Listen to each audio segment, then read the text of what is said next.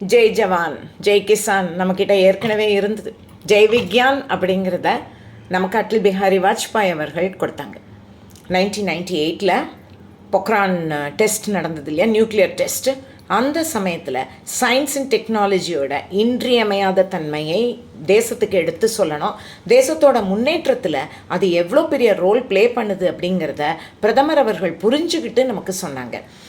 அது நமக்கு மறக்க முடியாத ஒரு கோஷம். அப்புறம் சப்க தேக்க பாரி பாரி ஆப்கி பாரி அடல் பிஹாரி, அதுலேருந்து தான் நமக்கு ஆப்கி பார் மோடி சர்க்கார் அப்படின்னு பின்னாளில் நம்ம இன்னொரு கோஷம் கூட வச்சோம்.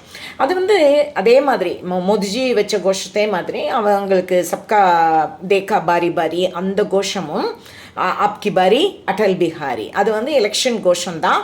அது ஒரு நம்பிக்கைக்குரிய தலைமை பற்றியது.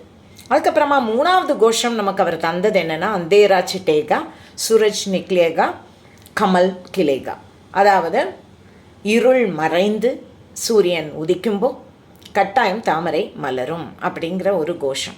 தி darkness will lift, the sun will rise and the lotus will bloom. இதை இப்போல்லாம் நம்ம சொல்கிறது வேறு. ஆனால் அந்த காலத்தில் 1980 பாரதிய ஜனதா கட்சி தொடங்கும்போது அந்த இனாக்ரேஷன் ஃபங்க்ஷனில் வாஜ்பாய் அவர்கள் மாபெரும் நம்பிக்கை தந்தவர்.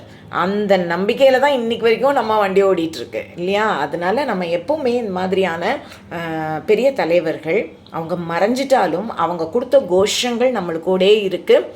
நம்மளுக்கு அன்றாடம் வேலை செய்யறதுக்கு, பணி செய்யறதுக்கு அது உதவியாக இருக்குது. நன்றி.